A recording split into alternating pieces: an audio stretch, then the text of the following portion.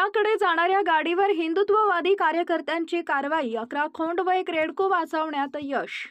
कराडहून विट्याकडे जाणाऱ्या एका गाडीवर हिंदुत्ववादी कार्यकर्त्यांनी सतर्कता दाखवत कारवाई केली आणि 11 जर्सी खोंड व एक रेडको अवैध वाहतुकीतून वाचवण्यात यश मिळवलं। शिवणी फाटा इथं कार्यकर्ते चहा पिण्यासाठी थांबले होते। यावेळी त्यांना गाडी संशयास्पद वाटल्यानं त्यांनी गाडी थांबवून तपासणी केली। या तपासणी दरम्यान गाडीत जनावरांची अवैध वाहतूक होत असल्याचं उघड झालंय। घटनेची माहिती मिळताच पोलिसांनी घटनास्थळी पोहोचून गाडी आणि जनावरांना ताब्यात घेतलं। या प्रकरणी पोलिसांनी तात्काळ योग्य ती कारवाई सुरू केली आहे।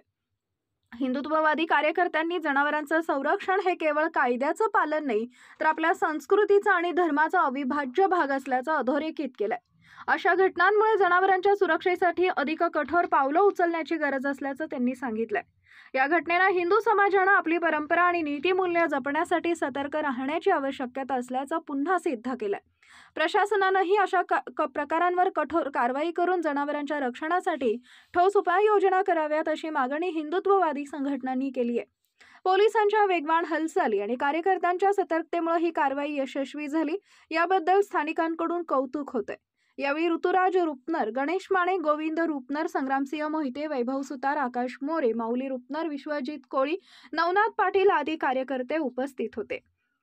पॉवर मराठी न्यूज नेटवर्क, एकच नजर चौफेर खबर। Power Marathi news.